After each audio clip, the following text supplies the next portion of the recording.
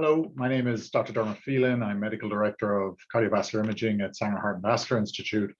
And for the next 30 minutes or so, we're going to be focusing on stress echocardiography, theoretical and practical considerations, and trying to review this topic to give you some high-yield tips for the exam.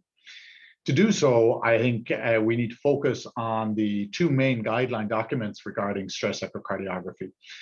This one, stress echo in the evaluation of ischemic heart disease by Dr. Pellica, was published in 2020, and the stress echocardiogram in non-ischemic heart disease by Lancilotti et al. Was published in 2017. I'd encourage you to review these documents prior to your examination, but we will go through a lot of the highlights over the course of the next 30 minutes. So I'm going to break this down into 4 sections. The first, we'll talk about the different types or modalities we have to do stress echocardiography and the issues with each of those. We'll talk about how to interpret a stress echocardiogram. We'll talk about the accuracy and prognosis, and then we'll talk about other things, the evaluation, the use of stress echocardiogram in the evaluation of patients who were not really concerned about ischemia. So let's focus on the different modalities first. So we obviously can do stress testing, we can do pharmacological testing or pacing. For exercise, we can use a bike, a treadmill. For pharmacological testing, we can use vasodilators or inotropes. And then for the treadmill and for the bike, we've got many different protocols we can use. Vasodilators, really, we're talking about using adenosine or dipyridamole. And for the inotropes, we're talking about dobutamine. But really, for most echocardiographic labs around the country, what we're talking about is exercise echo and dobutamine echo. And so the bulk of this talk is going to be focusing on those modalities. So let's look first at the different physiologic changes that occur with the different types of stress testing we can do. So for treadmill testing, we're trying to increase oxygen demand, and we see an increase in inotropy. We see a dramatic increase in heart rate with some increase in blood pressure, a drop in SVR, and an increase in venous return. For the supine bike, it's very similar. We tend to get a less robust heart rate response and a more robust blood pressure response because of this increase in venous return and contraction of the leg muscles. Dobutamine, we see a robust inotropy. There's also a vasodilatory effect, and so the blood pressure response is less robust. And for vasodilators, obviously, it's completely different type of stress test. We're not trying to increase oxygen demand, we're increasing coronary blood flow. And here we'll see a drop in blood pressure and a significant drop in SVR and venous return. So each of these types of stress tests are different in terms of physiology. And so for particular patients, we may decide to go with one test over another. When trying to decide what test to do, I think the main rule of thumb that we will usually recommend is that exercise whenever you can. This gives us a lot more information. It has the huge additional strength of giving us functional capacity data and hemodynamic response to exercise, which are very, very important from a prognostic perspective. Bicycle stress tests may be preferred for assessment of diastolic function or when we need to take imaging during testing. Dobutamine we mostly do when patients are unable to exercise, or if we're looking at viability, or if it's a test to look at patients who have low flow, low gradient aortic stenosis, while vasodilators are the preferred test for myocardial perfusion. So what about treadmill versus bicycle? And really, there's actually a big difference worldwide here, where we see more bicycle stress tests being done in Europe and more treadmills in the United States. With the treadmill, we are certainly more likely to attain a higher oxygen uptake and that peak heart rate there, but the person needs to be able to walk without holding on to the handrails. The big advantage of the bike is that we have a better quality ECG and blood pressure measurements. Very useful if the patient has orthopedic image limitations. And obviously, as I said before, the advantage is that we can image during exercise. This is kind of half in jest, but it's also true that Americans do not tend to ride bikes as much as Europeans, and that's one of the reasons we see that differential there. And if you're someone who's never or very, very rarely rides a bike and you're asked to do so for a stress test, oftentimes you'll end up finishing the study more because of leg fatigue than because of cardiovascular stress. So some practical considerations for treadmill exercise. We need to really get some very good resting images, recognize if we need to use ultrasound enhancing agents if we're not seeing the endocardium very well. We need to be able to have a patient who can move quickly from the treadmill to the imaging table. And we really want to try and get them into that same position as when they're resting. If they can breath hold, great. Most of the time they can't. But we really want to try and get those images within 1 to 2 minutes as quickly as possible in order to be able to get that kind of peak stress. Now, you will have cases where patients' heart rates will recover very quickly. They're usually people who are very fit, so their prognosis is good to begin with. But if you can get those images done within 120, 90 seconds, that's still a prognostic data. And again, we should really be focusing on image quality during that particular period of time after stress, and we can do the measurements offline afterwards. The most common protocol that we use is the Bruce protocol. This is a stage protocol where we're increasing gradient and speed at set intervals. But it may not be the best protocol for many individuals. And so I would encourage you to be flexible in what type of protocol you're running, and having a very good and strong exercise physiologist can help there. For the bicycle, as we said, the images are obtained prior to and during the exercise. Usually we start a workload at about 25 watts, and we'll increase this every 3 minutes. And we can, if we like, measure multiple take images at each stage there. The standard imaging planes are the parasternal long, parasternal short, apical 4 and apical 2 chamber views. Later and more frequently, we now also include the apical 3 chamber view, although the image in the apical 3 can sometimes be oblique and is less reliable. And so we just have to be a little bit more careful. When we're displaying the images on a stress echocardiogram, the more cardiac cycles that we can obtain, the better, as that will improve the accuracy of interpretation. We usually, therefore, will have on the upper left-hand quadrant a resting image, and then ideally present 3 peak exercise images and be able to compare the wall motion segment by segment, frame by frame. For dobutamine, at low doses, less than 10 micrograms per kilogram per minute, we see this is primarily affecting the beta-2 adrenergic receptors, causing an inotropic effect. As we increase the dose of the dobutamine, we can have an additional beta-2 and alpha-1 effect, which is more of a chronotropic effect. The standard protocol is 3 minutes stages where we are continuously monitoring heart rate, ECG, and the blood pressure. We usually will start at about 5 micrograms per kilogram per minute, and we increase in stages, usually 10, 20, 30, up to 40 micrograms per kg per minute. We can use atropine to try and increase the heart rate or hand grip. It is often a good idea to begin the atropine at about 20 or 30 micrograms if you feel that you're probably not going to get heart rate with dobutamine alone. We will image at rest, at low dose, at high dose, and in recovery, and we will finish the test once we reach that 85% maximum age predicted heart rate. So the presentation of the images is different than the treadmill exercise or the stress exercise.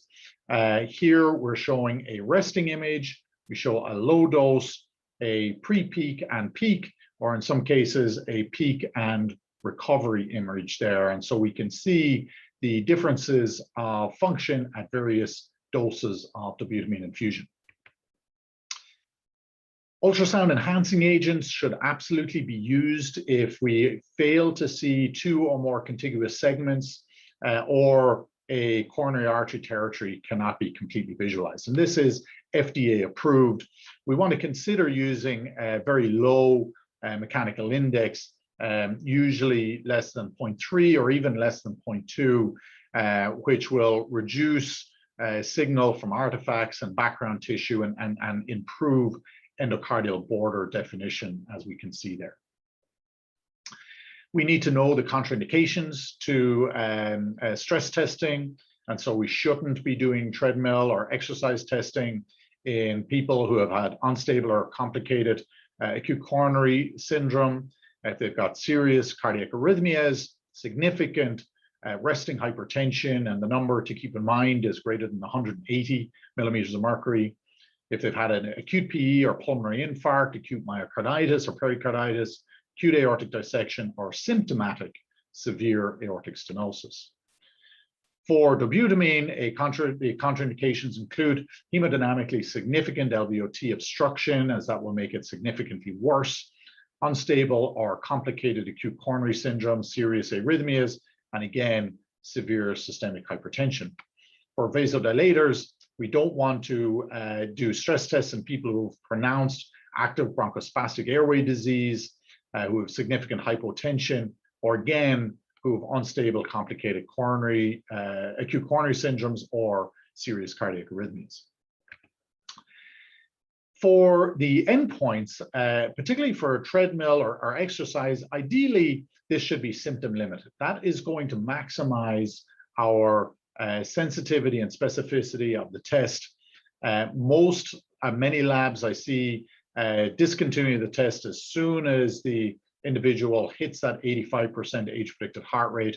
But if you do that, that is going to decrease the sensitivity of the test. We can do that, of course, for dobutamine tests.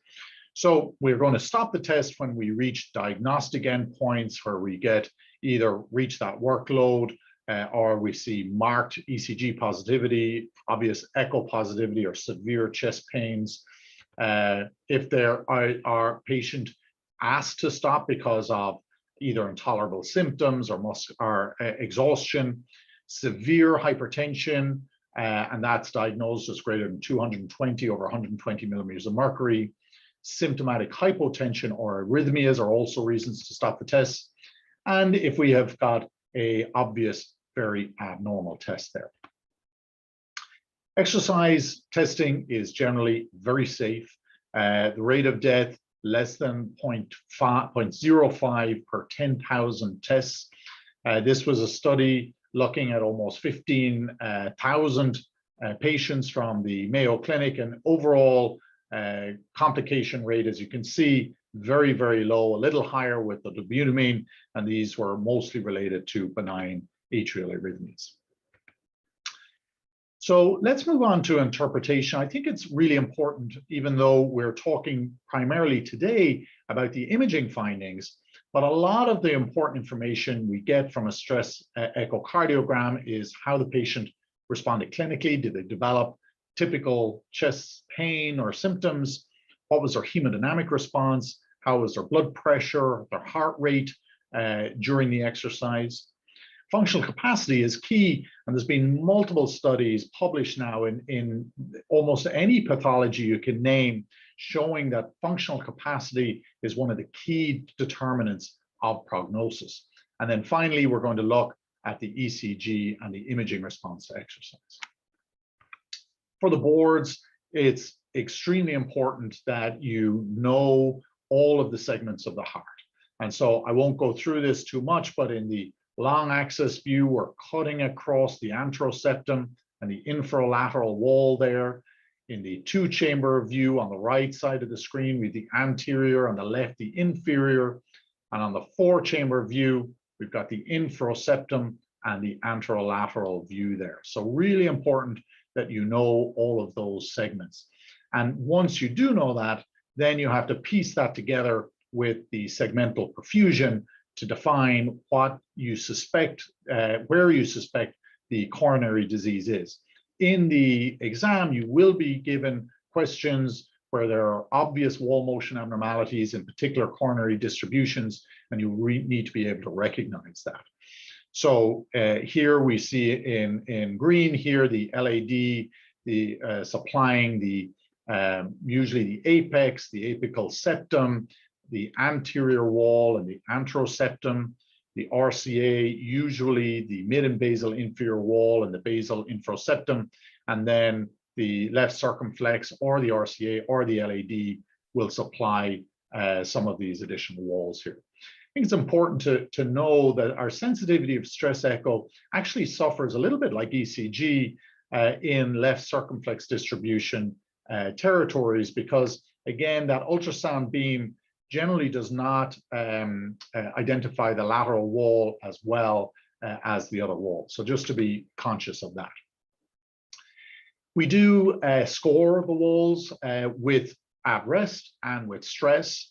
And so if the wall is normal or hyperkinetic, either at rest or stress, we score that a 1. And so normally we're also looking at the thickening of the wall. We want to look at both the motion and the thickening.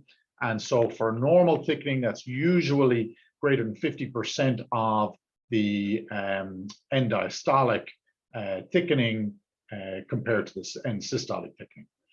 A score of 2 denotes hypokinetic segments, and we refer to that as a reduced in thickening of about less than 40%. We give a score of 3 for akinetic or severely hypokinetic segments, and here we see no endocardial motion and absent or less than 10% wall thickening. A 4 indicates dyskinetic septum or dyskinetic motion, where it's an outward motion and the wall is thinned, and a 5 for aneurysmal, again, outward motion where wall thickening is absent or thinned.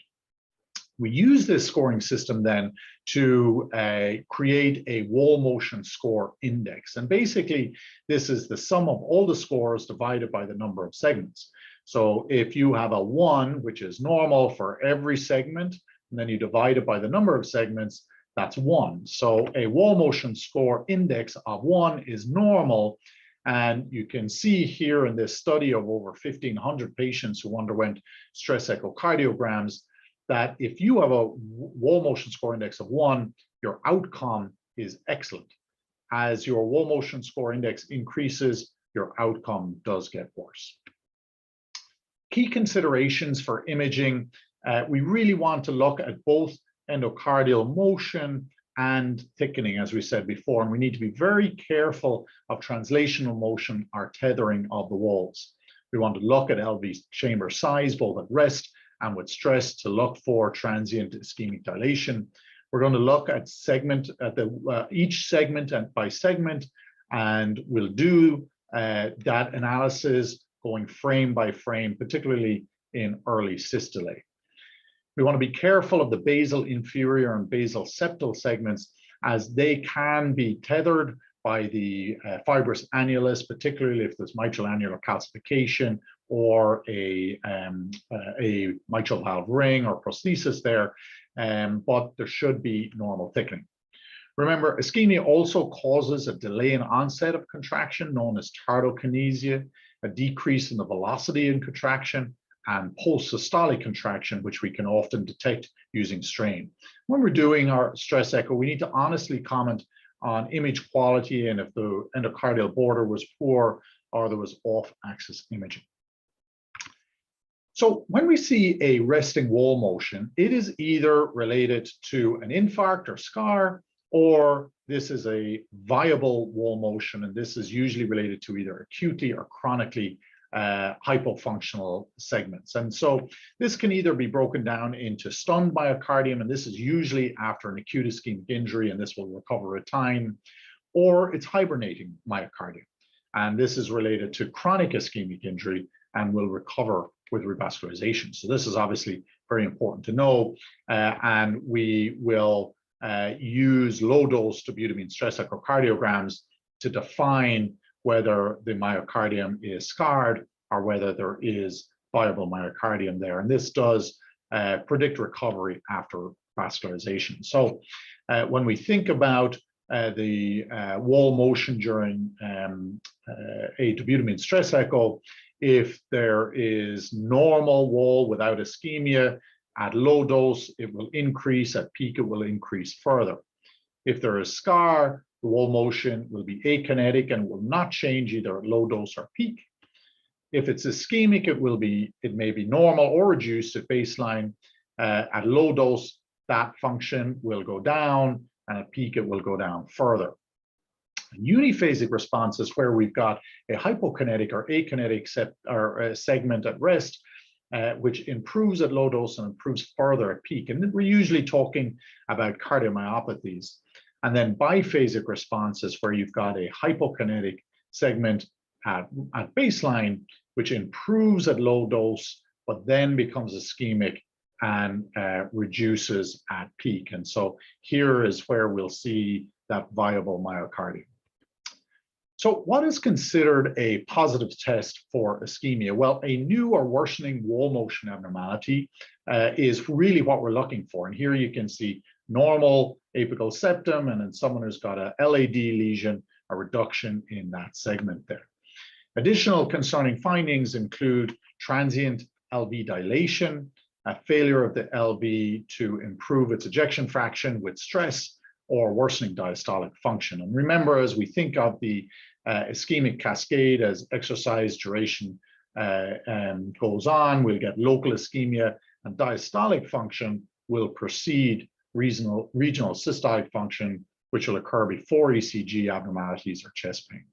So assessing diastolic function can be very useful. We'll do this using a combination of the mitral E velocity, the inflow, and the annular velocity, the E prime in the apical forechamber. We'll usually use this a little bit later in recovery. The heart rate needs to come down a little bit to avoid EA fusion. And if that E over E prime ratio increases above 14, that tells us that there's exercise-induced diastolic dysfunction. And this can be related to ischemia or maybe related to other myocardial disorders. And here's an example of a E over E prime of 6.5 at rest, which increases dramatically with stress. You know, most of our analysis, as we said, is based on visual assessment of wall thickening and wall excursion, but there are various techniques that we can try and quantify. These are all referred to in the guidelines. The reality is that none of these are standard practice just yet, and it's unlikely that you will be tested very extensively on this. Real-time myocardial contrast echo is really a very cool thing, a technique that we can use to identify issues with perfusion. Unfortunately, it's not used in very many labs. It's not FDA approved, and that is something important to recognize. Really, what we're trying to do is assess myocardial contrast replenishment after a high mechanical impulse. And so in a normal case, we should see replenishment within 4 seconds at rest and 2 seconds with stress. And so here's an example from the guidelines. This is before the mechanical index flash. Then after the flash, the bubbles are destroyed, the myocardium looks dark. Within 1 second, we see replenishment at rest, but with stress, we do not see replenishment here in the lateral, infralateral apical segments there. Right ventricular assessment is important, and we do see a decline in TAPSE if there is proximal RCA obstruction. However, we need to be careful that this is less reliable in patients who have had dobutamine stress echoes. And also, we need to recognize that RV dilation and reduction function can be related to multivessel disease or exercise-induced pulmonary hypertension. Stress echocardiogram is accurate and specific. It's more accurate and specific than stress ECG, and the sensitivity is comparable to perfusion stress testing or nuclear stress testing, and the specificity is probably a little bit better. Again, the sensitivity improves with multivessel rather than single vessel disease. We need to be aware of things that will cause false positive stress echocardiograms, and these include cardiomyopathies, where you can have small vessel disease or local wall motion abnormalities, abnormal septal motion, a hypertensive response to exercise, coronary vasospasm or microvascular disease, that basal inferior segment we mentioned before, and if there's significant MAC or mitral valve replacement. False negative studies can occur if there's delayed image acquisition, or it's a submaximal test, or poor image quality, or if there's collateral vessels, or the patient is actually taking anti-anginal therapies. So we tell these patients to not take their beta blockers or other anti-anginals before their stress testing. A normal stress test is considered normal if there's normal wall motion, a decrease in volume, an improvement in LVEF, an average or greater functional capacity. And if you achieve all of that, you can see that here a good workload, your prognosis is really excellent. Your event rate is probably about 0.9% per year, not far off the general population. If you have a single vessel abnormality, your prognosis is worse versus multi-vessel. And if this is an LAD lesion wall motion abnormality, your prognosis is worse than an RCA or left circumflex disease. Important to recognize the prognostic markers, and these will be examined in your test. Again, a wall motion score index of 1 is excellent and has very good prognosis. Ejection fraction at rest and with stress going reduce or reduction in ejection fraction at rest or stress is a bad prognostic marker. The extent and severity, in other words, the number of segments that are ischemic, if there's transient ischemic dilation, a poor functional capacity, the early heart rate, the early ischemia at a low heart rate or ischemic threshold are all poor prognostic features. Heart rate response and the ST segment response and the Duke treadmill score is obviously something that I've put in here because it's possible to be examined. But really, the most robust prognostic markers are this wall motion score index and ejection fraction. So let's talk about what we can do beyond ischemia. And really, this falls into diastolic stress echo, assessment of valve disease, cardiomyopathies, and others, such as pulmonary hypertension, athlete's heart, and congenital heart disease. But for most of the time, we're really going to be focusing on valve disease and cardiomyopathies. So we use stress testing in valve disease really for 3 reasons. The first is if there's severe disease, but the patient denies symptoms. So we're trying to see, do they actually have symptoms, and give an objective measure of functional capacity. The second is if the resting echo shows non-severe valve disease, but the patient has typical symptoms. So we want to assess the exercise hemodynamics in that case. And then the last case is in low flow state. It's really important in this context to discuss beforehand with the ordering physician what is the question at hand for that particular patient. You know, obviously, if it's coronary disease, we're going to be assessing segmental wall motion first. But if there's severe regurgitant lesions, oftentimes we're not going to be looking at the valve lesion itself. We're going to be looking at the LV global response or hemodynamics. If it's moderate mitral regurgitation with symptoms, we're going to be looking at that mitral regurgitation followed by the tricuspid regurgitation, looking at the estimated pulmonary pressures, and then the LV response. We want to see if that MR gets worse. Similarly, with moderate mitral stenosis with symptoms, we're going to be looking at those mitral gradients first, followed by assessment of TR. If it's low flow, low gradient AS, we're going to be checking the LVOT with pulse wave and continuous wave. And if it's hypertrophic cardiomyopathy, where we're looking for obstruction, we're going to want to look at that LVOT with 2D and Doppler and do continuous wave there to look for systolic anterior motion. So again, each of these stress tests need to be planned out carefully beforehand to make sure we're answering questions. As you know, there have been recent guidelines published in 2021 looking at the management of valve disease. And we can see that exercise testing in asymptomatic with patients with severe AS has a 2A indication. But if the patient is symptomatic, this is a 3, can cause harm. If the patient is symptomatic, severe aortic stenosis, we should not stress them. If they have low flow, low gradient AS, we should consider a dobutamine stress echocardiogram. For adults who have severe high gradient AS and symptoms either at rest or with stress testing, then an AVR is indicated. And in people who are asymptomatic with severe AS, if they have a drop in their blood pressure by greater than 10 millimeters of mercury, or they have a reduction in the functional capacity, this again is an indication for aortic valve replacement. So the bottom line is our stress testing informs our management of these people.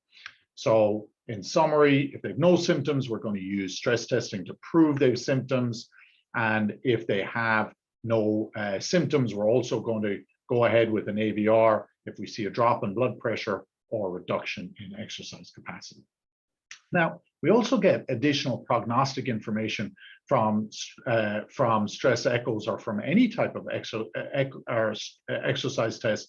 We can see if we look at the predicted METs here, if people have greater than 85% of the predicted METs, whether they go for an AVR or not, compared to lower than 85% of the predicted METs, they have a much better outcome. Other worse prognostic findings are an increase with stress in the mean gradient of greater than 20 millimeters of mercury, a failure of LVEF to increase, or an increase in pulmonary hypertension. We're going to be talking a lot in future studies or future talks about how to evaluate low flow, low gradient aortic stenosis. So I'm not going to belabor the point here. We do see this in about 5 to 10% of patients with severe aortic stenosis who we see a low gradient but a low aortic valve area and a low stroke volume. And so using a dobutamine stress echo, we can define whether they have normal LV reserve, defined as a greater than 20% increase in their stroke volume. And if the valve doesn't open and the gradient goes up, they have true severe AS.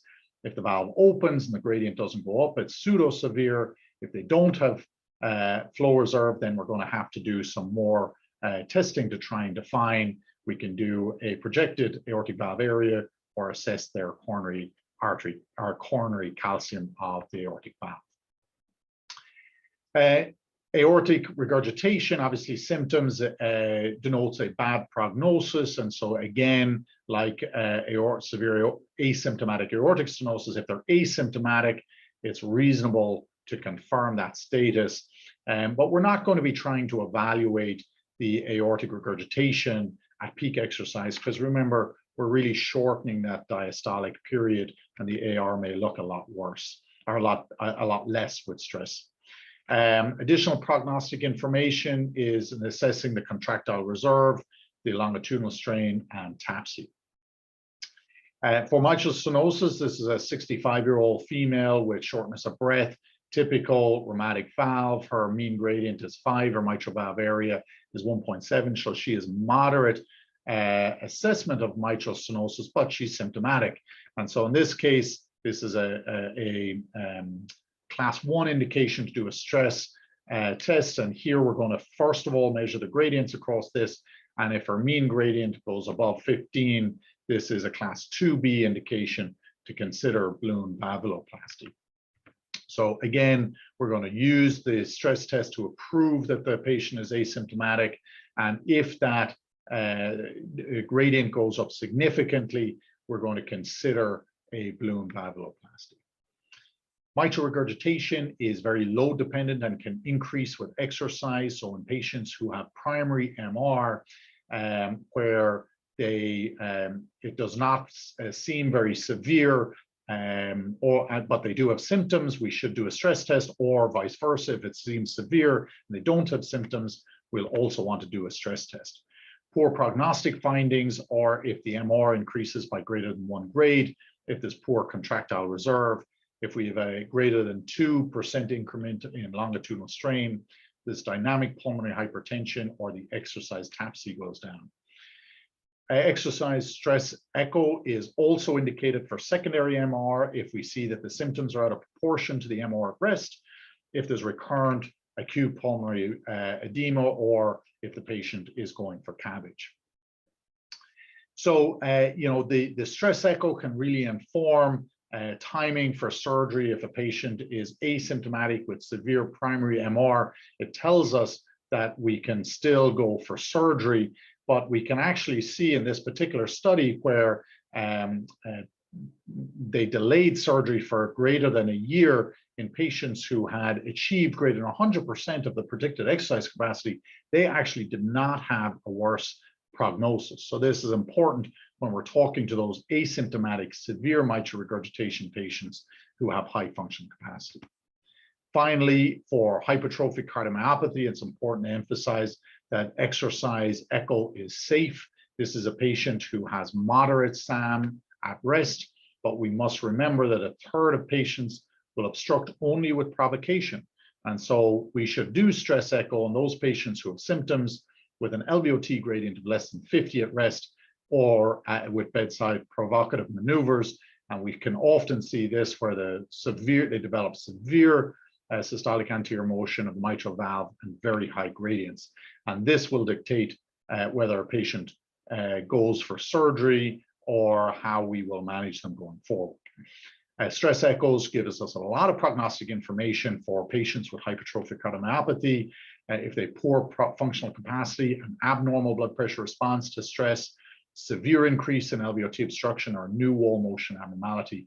But once again, if we see patients with HCM who've got greater than 100% of their predicted functional capacity, their outcomes are excellent.